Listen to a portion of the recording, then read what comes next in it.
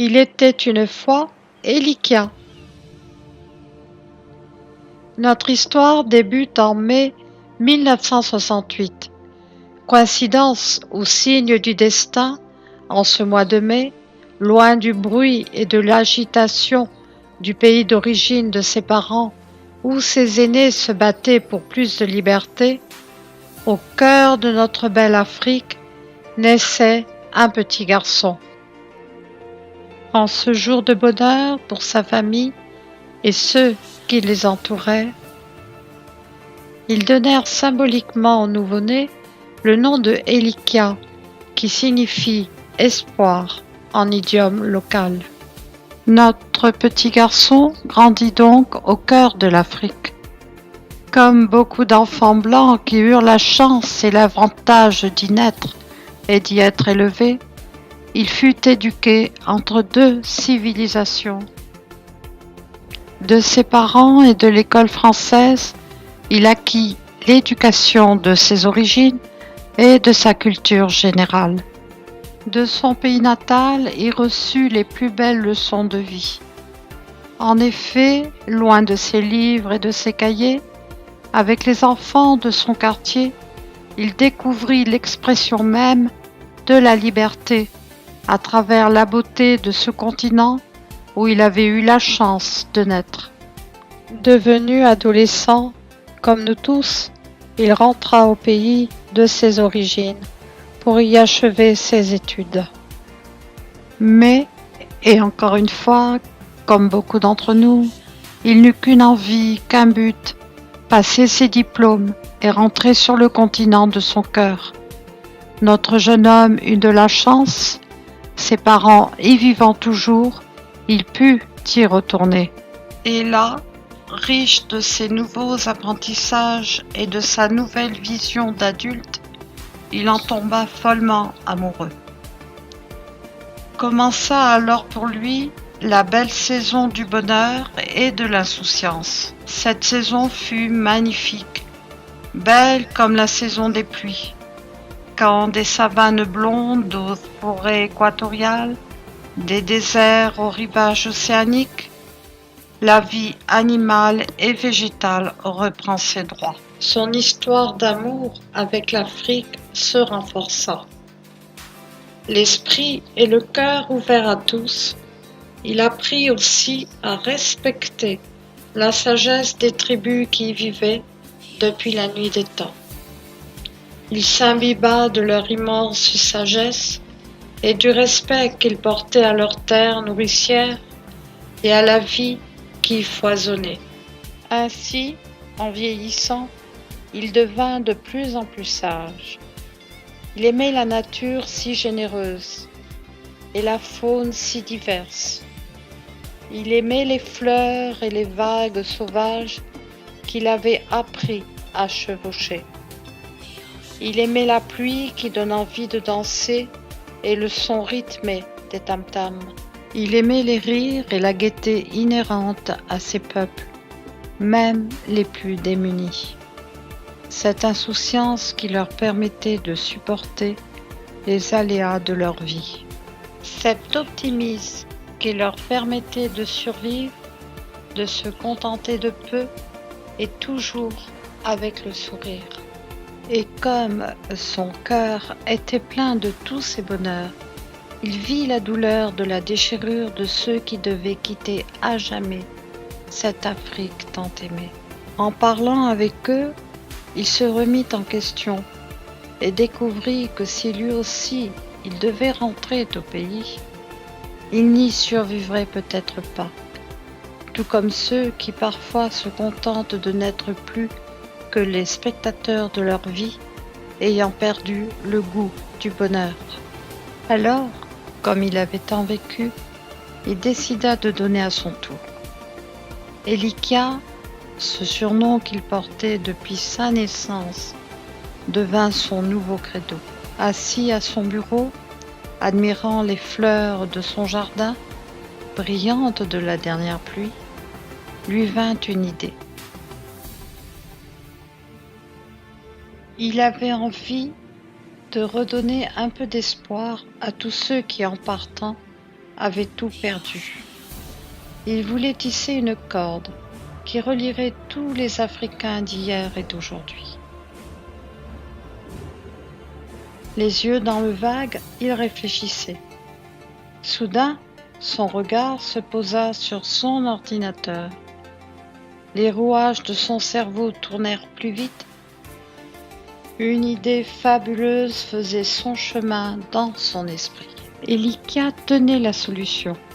Mais auparavant, et pour mieux la cerner, il partit en pèlerinage sur les lieux où il avait vécu. Il commença par sa ville natale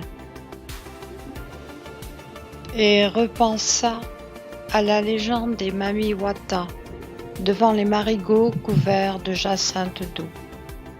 Il retourna dans les villages pour y retrouver la sagesse des anciens. Il se perdut dans la brousse, comme on se perd dans ses souvenirs. Au bord du fleuve tumultueux de sa jeunesse, il se ressourça.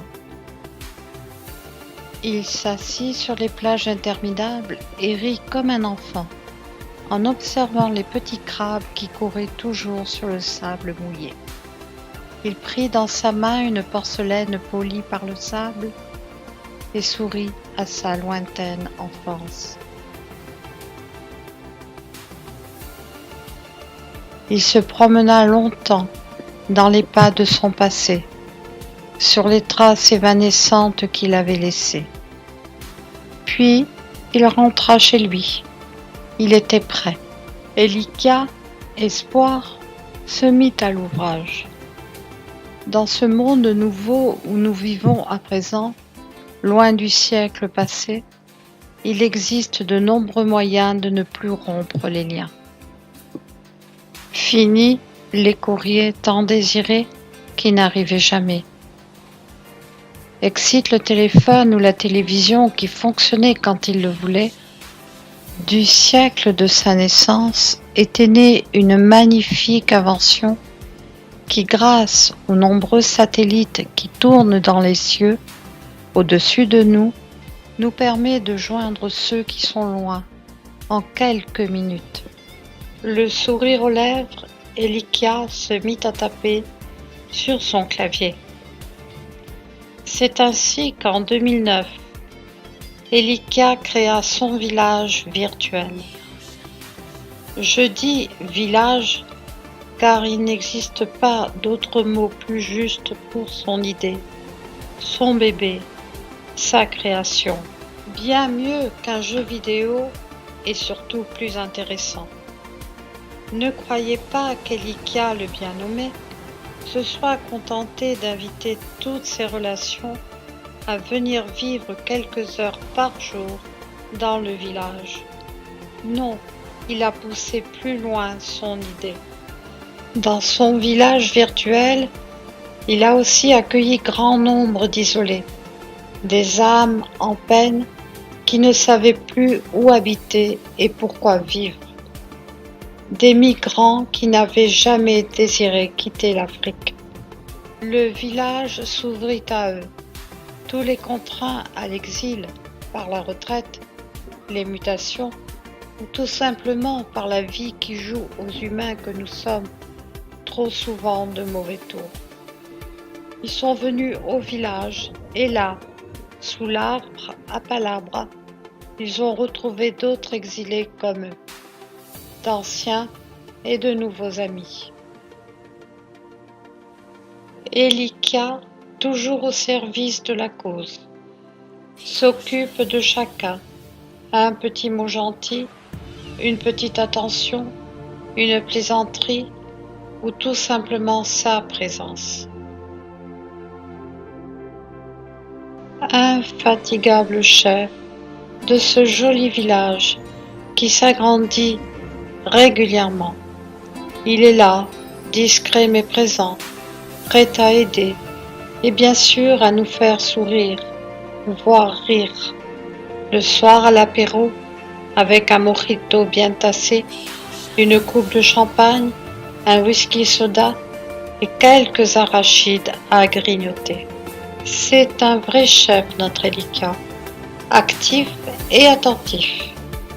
Il a su nous fédérer et ainsi a gagné le pari qu'il s'était fait de créer par la magie des réseaux sociaux un groupe, une bande de potes de tout âge, de tout horizon, qui grâce à lui continuent à vivre leur passion africaine. Avec des centaines de témoignages, parfois tristes, souvent nostalgiques, mais aussi drôles et émouvants, accompagnés de photos magnifiques, mais aussi comiques, des photos d'Afrique, quoi. Chaque jour, dans notre groupe village, nous nous retrouvons pour les partager. Je suis convaincue que chacun d'entre nous, au moment de quitter le village, même s'il ne le dit pas, pense fortement « Merci Elika, merci à toi pour nous avoir donné un toit.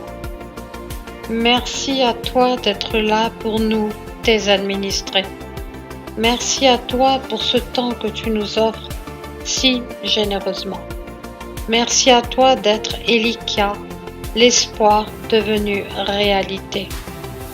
Merci à toi, l'Africain blanc, qui a réussi à travers ton village nommé « Ça fait vraiment trop longtemps que tu es en Afrique quand ?» à nous réunir pour continuer à sourire et à voyager.